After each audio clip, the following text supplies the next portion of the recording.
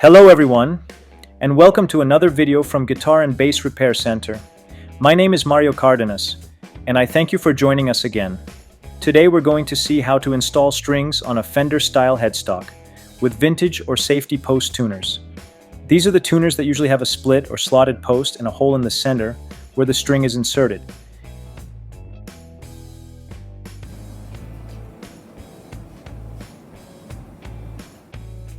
You simply start turning the tuner, the string folds itself, and they are installed. It's a very easy way to install strings. This is not how we usually install them, except for the 6th string. We'll see why in a moment. Why are they called safety posts? Well, as you know, many times when we place the string on a tuner, the end of the string sticks out, especially when we don't cut it flush. This can hurt us and also damage the case in which we store our instrument. Fender designed these tuners so that the string would stay inside the hole. But this created another problem. Often the string didn't anchor well in the tuner, leading to poor tuning or the string slipping out. This has probably happened to many of you. In music school, I helped several classmates with this problem, with Helix or Strats that had this type of tuner, particularly with plain strings, or not limited to them. In tuning, the string couldn't be tuned. No matter how many times they put it in, it kept slipping out. Today, we'll learn to tie the correct knots so that this doesn't happen with this type of tuner. We're not going to insert the string into the hole. We'll place it around the post instead. We'll also see how to make the correct number of wraps to achieve the desired angle from the nut to the tuner base and prevent the strings from slipping or having strange vibrations that don't contact our nut, as often happens, especially if we have a low action setup. Remember that instruments aren't designed or fully optimized for this, so we need to make certain modifications or take into account certain details for our low action experience to be completely optimal. And while that's what we do in our workshop, we have a video on how to install strings on a Stratocaster. I recommend you check it out through the card we've added to the video. The link will also be in the description on how to place them on the bridge. In that video, we see how to install locking tuners. We're not going to go into how to install the strings on the bridge. Focus the video on the tuners. Let's take a quick look. I've already removed the strings. That we need to loosen our tuners. Remove the strings. For this, use a screwdriver with an adapter. And once the strings are loose, we'll cut them with wire cutters at the height of the nut, all together if possible, and if not, in groups. I'll cut them like this. Normally I'd hold it. My hand is in the way a bit. They don't let me, and maybe the cutters are a bit old. This will go in the trash, and we'll do the same in the pickup area. I'll switch to a different pair of cutters. There it is. This will leave us with the main section of the strings that we'll roll up and also throw away.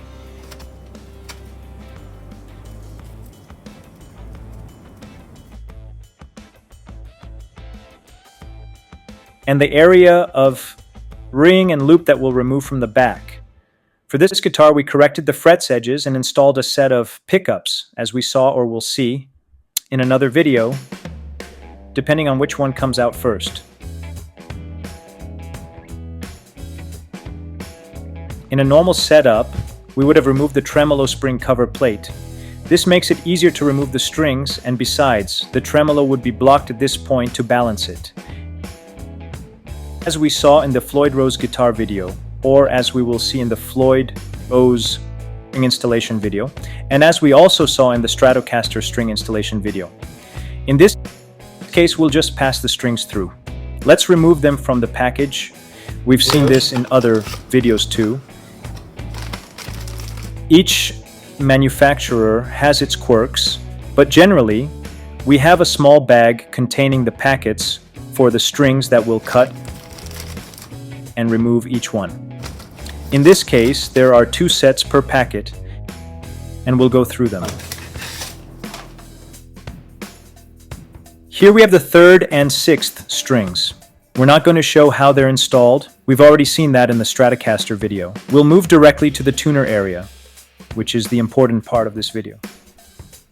All right, friends, I've got the strings installed on the bridge. Let's install them on the tuners. Normally, we line up all the tuners. We know, we've seen it before. The hole in line with the neck. In this case, is not necessary. We can do it if we want, but it's not necessary. First step, remember that each string, according to its thickness and type, plain or wound, will use different knots and different distances to install them. Different measures passing the post. In this case, as we've seen on other Fender instruments, we don't have a string tree, and we need to ensure a certain angle. Let's start with the 6th string, which in this case is a 4092 gauge. What we'll do is measure 2 posts past the 6th string post, about 2.5 inches. For those who don't want to measure posts, it's 2 inches. We'll cut the string. In theory, since it's a lower gauge, we should use the knot we'll see next on the 5th string. But we can do it this way. If it were a 38 gauge string, I'd recommend using the knot we'll do on the other strings. In this case, we'll insert the string directly into the hole in the tuner. By the way, here we can see the holes in the tuners. I'll include some shots of the tuners seen from above. Don't worry, so you can see the knot from different angles. So we insert here. We'll make a bend. We'll mark it well. The string went all the way in. I'll use a support so that the guitar doesn't move so much, in this case a low one. Remember, it's always very important to use a rest support for our comfort, or when we have angled headstocks, so as not to rest on the headstock. Here, in the case of a flat headstock, there would be no problem. We'll start stringing. Remember that all strings must go downwards. Right now, since the neck has no tension, it's normal for the string to be buzzing. As we tune and install the other strings, the buzzing will stop. Now let's move to the 5th string, and here we'll do something different to ensure we have the correct angle. You'll see what we mean. We can see how the 6th string has an angle. We are going to give it the number of turns we need.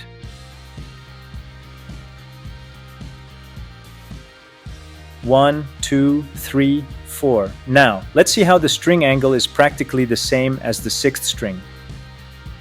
I will firmly hold the turns I already have. Insert the string into the slot and give it a turn. Then I will wrap it around the outer part of the post, pass the string to the other side of the slot and wrap the post again. Finally, I will start winding it.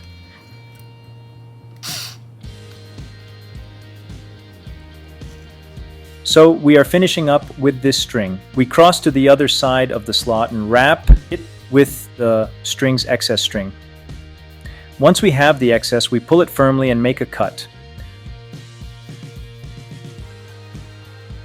We hold it about 1/8 from the bend, which will leave us with a small tail, as we can see.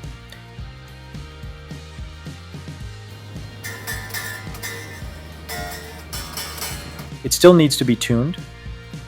We will do the same with the 4th string, but in this case, we won't make 4 turns. Since it's a thinner string, we'll do 5 or 6 turns. I will make 6 turns to ensure I get the correct angle. 1, 2.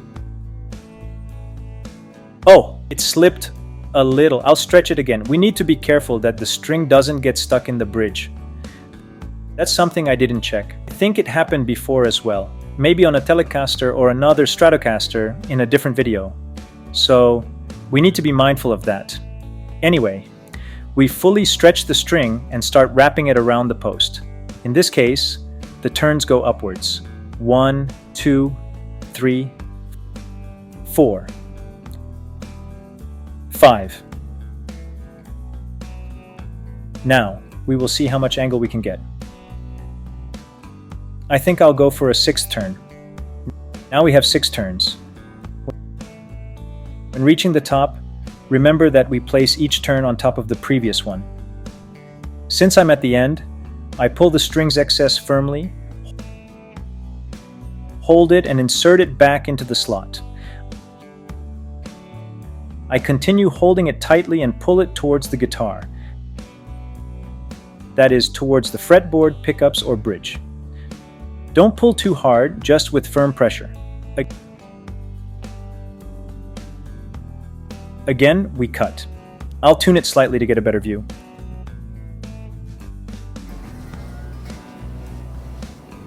We can see the excess string here. Let's cut it to about 1/8 of the bend,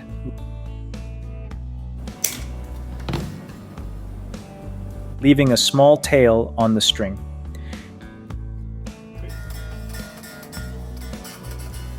Here we can see the process.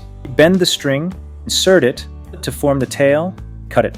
The same with the 4th string. We made the turns, inserted the string into the slot, marked a bend, and cut it to 1/8 to create that tail.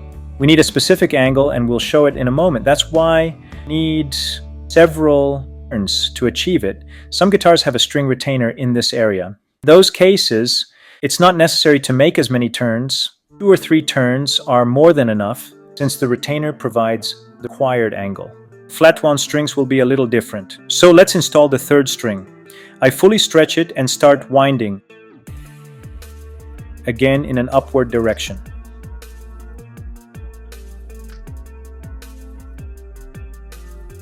My hand might get in the way a little, but if possible, we push the turns downward so that each one sits neatly on top of the previous one. I have 1, 2, 3, 4, 5. Let's do the last turn. Once again, we secure it. I did 1 extra turn, but that's not a problem. Remember, as long as the strings are properly locked, they shouldn't go out of tune too much once they are fully tuned. Now I will pass the string through the center of the slot, marking a bend. I will pull it firmly and pass it through the slot again. This time marking another bend in the opposite direction.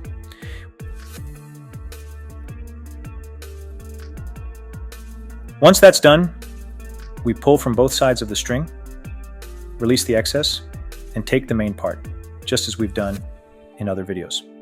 We apply tension to the string and begin winding it slightly. Careful, because if the excess starts touching the other tuner posts, it might come loose. We don't want that. The only thing we're looking for here is to create a bit of tension. I'll add a little more tension, mark the bends properly, and secure the excess. Now we cut it to leave a small tail. Here we can see it. There's the tail. We're going to do the same with the 2nd string, this time from a different angle. Here, we have a string retainer. Even though we did more turns, we can see that the angle is much flatter on the 3rd and 4th strings. This highlights the importance of string retainers or having staggered tuners in pairs of 2. In this case, we need as many turns as possible to create the correct string angle. Now let's move on to the 2nd string. I stretch it out, and I could pass it under the retainer, though it doesn't really matter. I'll do it just to keep it out of the way. Here we can give it 2 or 3 turns. We don't need more than that. There we go, 3 turns.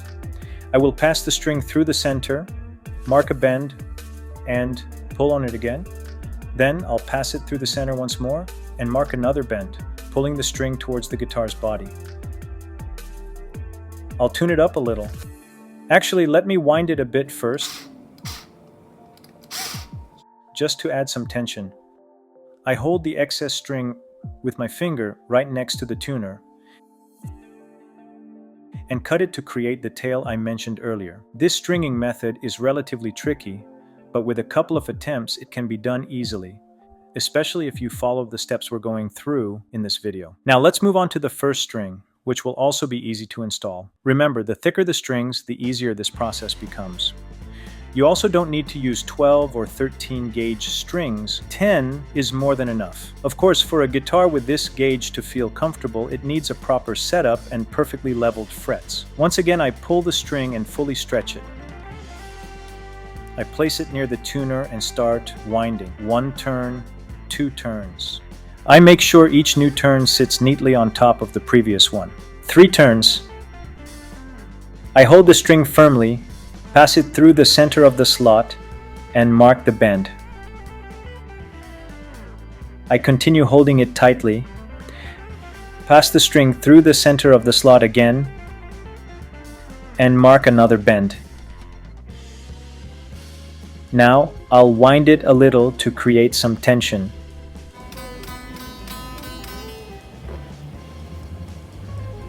I mark the bend properly and cut the string.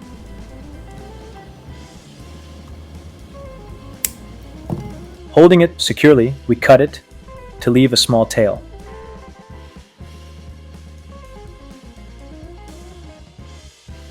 The final step, of course, is to tune the guitar once all the strings are installed.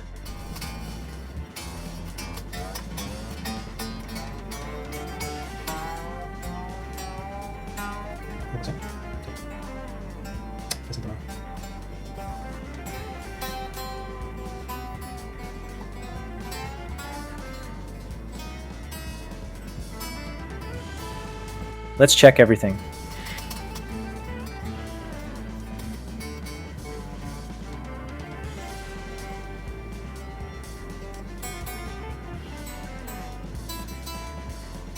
Here we can see a close-up of how the knots turned out on both the plain and wound strings.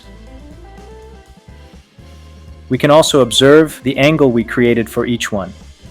With that, the stringing process is complete. If this were part of a setup, we would move on to stretching the strings, making fine adjustments, setting the intonation, and adjusting the spring tension. But in this case, we're simply storing the instrument. Tell us, did you already know this stringing method? Did you like it? What would you like to see in the next video? Let us know in the comments. That's all for this video. If you enjoyed it, please don't forget to give us a like, subscribe to the channel, and activate notifications. If you know someone who might find this video useful, feel free to share it. Don't forget to leave your comments and follow us on our social media, which you can find in the description. See you in the next video.